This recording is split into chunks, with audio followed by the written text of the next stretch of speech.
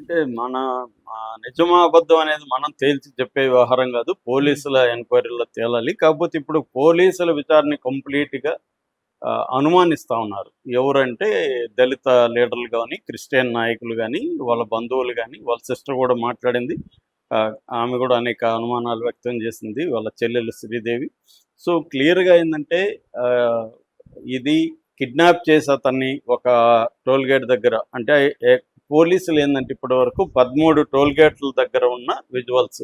హ్మ్. మొత్తం హైదరాబాద్‌లో 11 గంటలకు మార్నింగ్ బయలుదేరిన ప్రవీణ్ కొంతమూరు స్పాట్‌లో చనిపోయిన స్పాట్‌లో 11 గంటల 42 నిమిషాలకి చనిపోయాడు. అక్కడ వరకు 13 టోల్స్ ఉన్నాయి. ఈ 13 టోల్స్ దగ్గర ఉన్న సీసీటీవీలని పోలీసులు చేశారు. మనకు కొన్ని చూపించారు కూడా. హ్మ్. వాళ్ళకి ఫస్ట్ సీసీటీవీ వచ్చి చౌటుప్పల్ దగ్గర 1:29 దగ్గర దొరికింది ఫస్ట్ సీసీటీవీ ఫుటేజ్.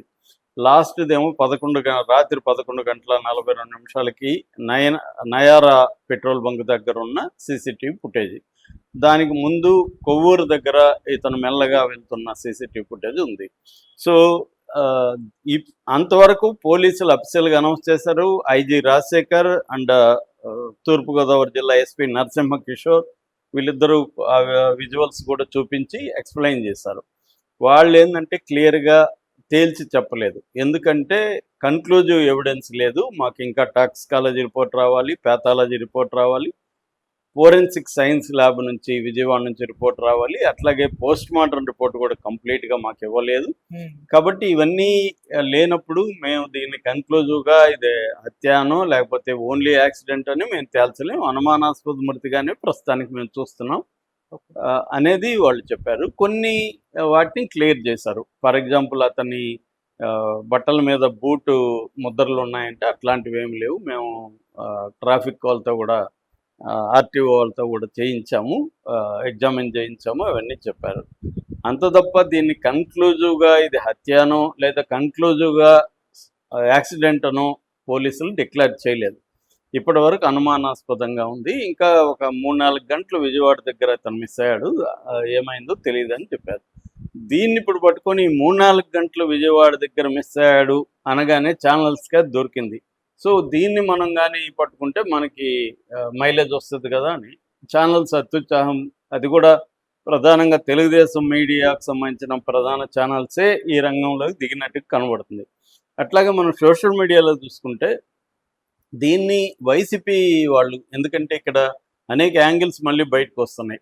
యాక్సిడెంట్ హ్మ్. అనేది తేలట్లేదు ఇప్పటికి గూడా.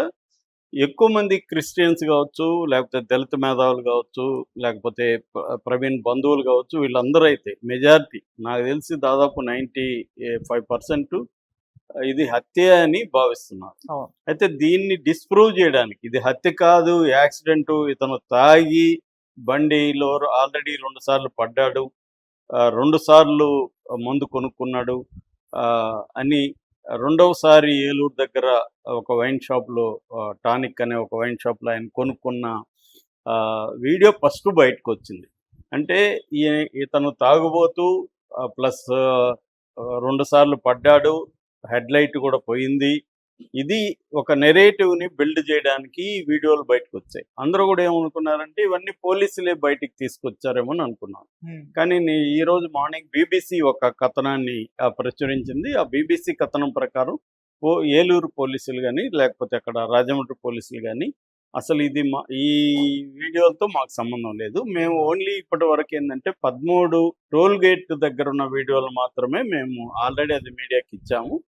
మిగతా వచ్చిన వీడియోలతో మాకు సంబంధం లేదన్నారు.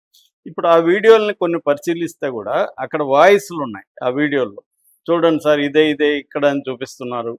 ఒక అమ్మాయేమో ఆహ్, ఎ పెట్రోల్ వేసుకోవడానికి తను గొల్లపూడి పెట్రోల్ బంక్ వచ్చినప్పుడు ఒక అమ్మాయి వాయిస్ ఎవరికో ఫోన్‌లో వినిపిస్తుంది.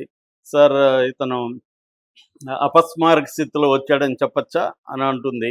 అతనేమో అపస్మారక స్థితిలో లేడు నిజానికి. హ్మ్. బైకు కొద్దిగా అతనికి ఇబ్బందికరంగా ఉన్నట్టుంది తప్ప, అది లాంగ్ జర్నీ వల్ల కూడా అవ్వచ్చు. ఎందుకంటే ఇది మొత్తం 381 కిలోమీటర్ల జర్నీ టోటల్‌గా. సో గొల్లపూడికి వచ్చేసరికి అతను అలసిపోయి ఉండొచ్చు. సో ఆ అమ్మాయి ఏం చెప్తుంది, అపస్మారక స్థితి అని చెప్పేమంటారా అని అడుగుతుంది. అంటే ఇదంతా ఎవరో ఈ వీడియోలనంతా ఎవరు కలెక్ట్ చేస్తుంది. ఫస్ట్ ఒక ఛానల్‌లో ఈ వీడియో వచ్చింది. నేను లైవ్ చూస్తే 8000 పోతుంది వ్యూస్ లైవ్‌లో. సో ఆహ్, ఈ ఒకటి ఇది తెలుగుదేశానికి సంబంధించిన ఛానళ్ళే ఈ పని చేస్తున్నాయి ప్రధానంగా. ఇంకొన్ని కూడా చేశాయి. మెయిన్‌గా తెలుగుదేశానికి సంబంధించిన ఛానళ్ళు లేదా తెలుగుదేశాన్ని సపోర్ట్ చేసే ఛానళ్ళే ఇది పెడుతున్నాయి. మాదిగల మధ్య ఉన్న రిజర్వేషన్‌కి సంబంధించిన ఆహ్, ఆహ్, గొడవలు బయటకొచ్చాయి. అట్లాగే వైసీపీ క్రిస్టియన్ల మీద ఆధిపత్యం ఉంటది కాబట్టి, కంట్రోల్ ఉంటది కాబట్టి వైసీపీ రంగంలోకి దిగి క్రిస్టియన్లు ముందు పెట్టి ఈ ప్రభుత్వాన్ని బదనాం చేయడానికి ఒక నెరేటివ్ క్రియేట్ చేస్తుంది. దీన్ని మనం కౌంటర్ చేయాలి అని కూడా తెలుగుదేశం మీడియాకి హింట్ వచ్చినట్టుగా తెలుస్తుంది. అందువల్ల ఏమైంది, తెలుగుదేశం మీడియా రంగంలోకి దిగి ఇప్పుడు వాళ్ళ ఒక నెరేటివ్ని క్రియేట్ చేశారు. ఆ నెరేటివ్ ఏమంటే ఇతను 2 సార్లు యాక్సిడెంట్ అయింది, అంటే నందిగామ నియోజకవర్గం కీసర టోల్ గేట్కి ముందే ఒక యాక్సిడెంట్ అయింది. అక్కడ ఇతనిది బల్బు హెడ్లైట్ ఊడి వైర్లు కిందికి పడిపోయింది. సో అది డ్యామేజ్ అయింది. దాని తర్వాత గొల్లపూడి పెట్రోల్ బంక్లో పెట్రోల్ పోయించుకున్నాడు. దాని తర్వాత మహానాడు ఇది దగ్గర కనబడ్డాడు 5:13 మినిట్స్కి. దాని తర్వాత 5:30కి రామవరపాడు రింగ్ దగ్గర మళ్ళీ ఇంకొకసారి పడ్డాడు.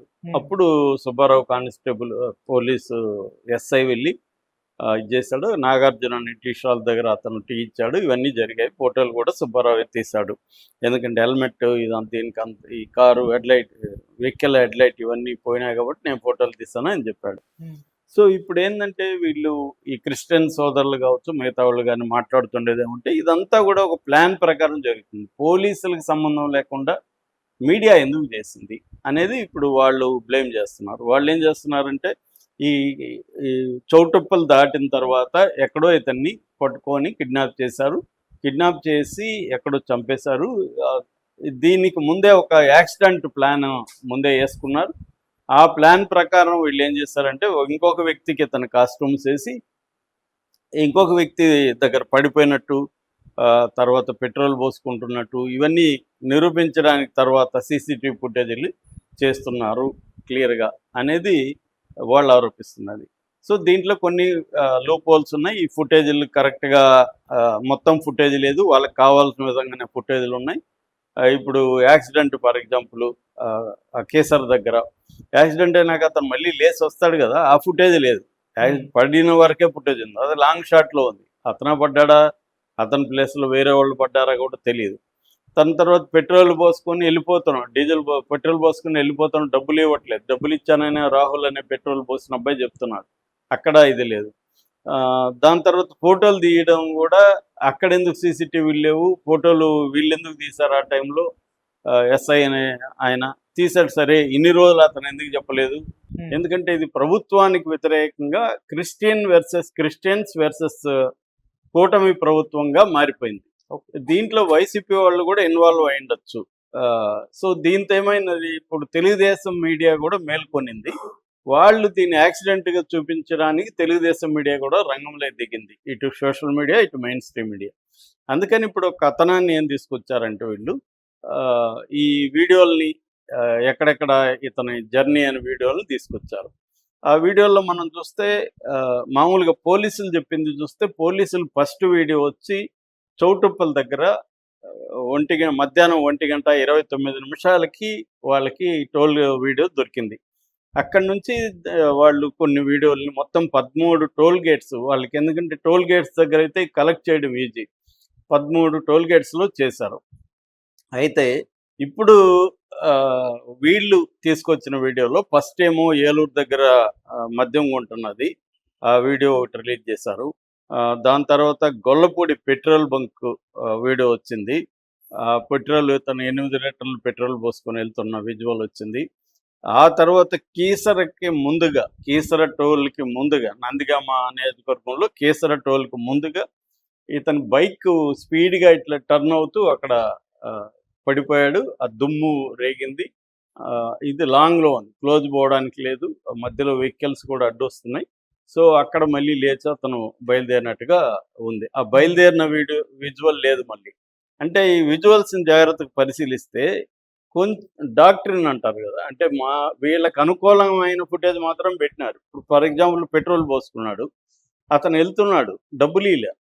సో, ఇతనే మళ్ళీ ఆ అబ్బాయి రాహుల్, పెట్రోల్ పోసిన అబ్బాయి రాహుల్. రాహుల్‌ని ఒక ఛానెల్‌లోళ్ళు ఇంటర్వ్యూ చేశారు. ఎప్పుడో చనిపోతే ఇన్ని రోజులు నాగార్జున యాదవ్ గాని, ఎస్ఐ గాని, ట్రాఫిక్ ఎస్ఐ గాని ఎందుకు చెప్పలేదు? ఇవన్నీ వస్తున్నాయన్నమాట. ఫైనల్ ఇదేంటంటే పోలీసులు అసలు మీ వీడియోలకి మాకు సంబంధం లేదని పోలీసులు డిక్లేర్ చేశారు.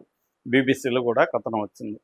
సో ఇవన్నీ చూస్తున్నప్పుడు క్లియర్‌గా వాళ్ళు ఇంకొకటేందంటే కూర్చున్న చోట ఫోటోలో వెనక వాకింగ్ ట్రాక్ లాగా ఉంది. అక్కడే టీవీ ఛానెళ్ళొచ్చి ఇక్కడే కూర్చున్నాడు, ఇదో కూర్చున్న ప్లేస్ అని వీడియోలు తీస్తుంటే వెనకాల ట్రాక్ కనబడట్లేదు. సో ఏమైంది? సో అంటే కూర్చున్న అతను అలసిపోయి కూర్చున్నప్పుడు ఎవరైనా హెల్మెట్ తీస్తారో అతను తీయలేదు. సో అతను కాదు అనేది చెప్తున్నారు. పైగా నాగార్జున యాదవ్ వీడియోలో నేను ఫస్ట్ గుర్తుపట్టలేదు, తర్వాత టీ తాగడానికి అతను మాస్క్ తీశాడు, అప్పుడు నేను గుర్తుపట్టాను, నేను కూడా చర్చికి వెళ్తానని ఆ అబ్బాయి చెప్తున్నాడు. మరి గుర్తుపట్టినప్పుడు ప్రవీణ్ చనిపోయినాడు అని వార్తలు వచ్చి పోలీసులంతా ఈ 4 అవర్స్ మిస్సింగ్ అన్నప్పుడు ఈ అబ్బాయి ఎందుకు, అతను చర్చికి వెళ్తాడుగా, కనీసం చర్చిలో పాస్టర్లకో లేకపోతే ఎవరికన్నా నాయకులకో చెప్పాలి కదా, ఎందుకు చెప్పలేదు? ప్రవీణ్ ఇట్లా వచ్చాడు మా దగ్గరికి, ఇవన్నీ చెప్పలేదు కదా, ఇప్పుడు ఎందుకు ఇవన్నీ చెప్తున్నారు? ఇదంతా ఒక ప్లాన్డ్గా జరిగిందా? ఇప్పుడు పెట్రోల్ దగ్గర పెట్రోల్ పోసిన అబ్బాయికి అతను ప్రవీణ్ అని తెలుసు, ఎవరో తెలీదు. ఏం జరిగిందంటే ఇట్లా 8 లీటర్లు అడిగాడు, 5 లీటర్లు పోసాను, నేను ముందుకెళ్ళి డబ్బులు ఇస్తానన్నాడు, మళ్ళీ ముందుకెళ్ళి డబ్బులు ఇచ్చాడా అంటున్నాడు. మరి ఆ విజువల్ ఉండాలి కదా సీసీటీవీలో. ముందుకెళ్ళి డబ్బులు ఇచ్చాడని ఈ అబ్బాయి చెప్తున్నప్పుడు దానికి సపోర్టింగ్గా సీసీటీవీలో ఎందుకు ఇది లేదు అనేది ఒక డౌట్. దాని తర్వాత ఇక్కడ మహానాడు కోడల దగ్గర 5 గంటల 13 నిమిషాలకి ఉన్నట్టుగా ఒక ఇది బయటకు వచ్చింది. దాని తర్వాత రామవరపాడు 5:30కి అక్కడ మళ్ళీ ఫోటోలు వచ్చాయి, అక్కడ వీడియోలు రాల. ఆ రామవరపాడు జంక్షన్ దగ్గర రింగ్ దగ్గర ఫోటోలు వచ్చాయి. ఆ ఫోటోల్లో ఇతను కూర్చొని ఉన్నాడు, వెహికల్ పెట్టున్నారు. ఇది ఎవరు తీశారు, ఎలా వచ్చాయనేది అందరూ షాక్ అయ్యారు. ఎందుకంటే సీసీటీవీ ఫుటేజ్లో నుంచి తీసింది కాదు, అవి క్లియర్గా ఫోటో క్లీన్గా ఉంది. ఆ తర్వాత ఏమో SI Subbarao, traffic SI Subbarao అని ఇంటర్వ్యూలు చేశారు. ఆయన ఏం చెప్తున్నాడంటే అతను ప్రవీణ కాదో మాకు తెలియదు, అతను అక్కడ యాక్సిడెంట్ అయింది, బండి మీద నుంచి పడిపోయిన ఒక ఆటో అతను వచ్చి నాకు చెప్పాడు డ్రైవర్, నేను వెళ్ళాను, అతను లేపి అక్కడ కూర్చోబెట్టి వాటర్ ఇచ్చాను, దాని తర్వాత అతని హెడ్ లైట్ కూడా పోయింది. నేనేమనుకున్నా అంటే అతను తాగి ఉన్నట్టుగా కానీ నాకేమీ అనిపించలేదు, ఓన్లీ హైదరాబాద్ నుంచి వస్తున్నాను అన్నాడు. అలసిపోయినట్టుగా మాత్రం కనబడింది. అందుకని ఆ తర్వాత దగ్గరున్న నాగార్జున అనే అబ్బాయి ఉన్నాడు అక్కడ, టీ షాపు టిఫిన్లో ఉంటాయన్నమాట, అక్కడ అబ్బాయి దగ్గర తీసుకొని టీ తాగిచ్చాము. కొద్దిగా రెస్ట్ తీసుకొని వెళ్ళండి, అట్లాగే రిపేర్ చేసుకొని వెళ్ళండి అని చెప్పి నేను వెళ్ళిపోయాను. దాని తర్వాత అతను పడుకున్నాడు. పడుకొని 5:30 నుంచి దాదాపు 8:20 వరకు అతను నిద్రపోయినాడు. నా డ్యూటీ అయిపోయి నేను మళ్ళీ అటువైపు వచ్చినప్పుడు ఆ బూత్ దగ్గరే ఇదంతా, అంటే ట్రాఫిక్ బూత్ దగ్గర జరిగింది కాబట్టి నేను అతను చూశాను. అట్లాగే ఏలూరు దగ్గర మందు కొన్న వాళ్ళకు, ఆ షాప్ వాళ్ళకి కూడా అతను ఎవరో తెలియదు కాబట్టి వాళ్ళ వరకు ఓకే. కానీ ఇదంతా ఒక ప్లాన్ ప్రకారం ముందే సీసీటీవీని పెట్టి ఇతను మందు తాగుతూ డ్రైవ్ చేసి యాక్సిడెంట్ చనిపోయినాడు అన్న ఒక నెరేటివ్ని బిల్డప్ చేయడానికే ఇదంతా వీళ్ళు చేస్తున్నారు అనేది ఇప్పుడు క్రిస్టియన్ సోదరులు కావచ్చు, లేకపోతే హర్ష కుమార్ లాంటి వాళ్ళు సీరియస్గా ఆరోపిస్తున్నారు.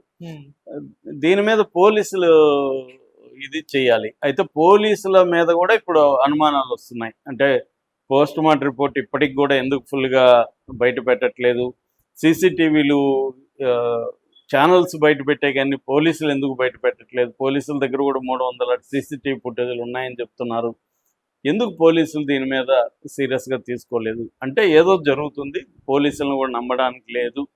అంటే చంపేసిన తర్వాత అతను మామూలుగా సామెత ఉంది కదా, కుక్కనే చంపేసి పిచ్చి కుక్క అన్నట్టుగా ఇతన్ని చంపేసి, ఇతను తాగుబోతూ, ఇతను కేర్లెస్, ఎస్ఐ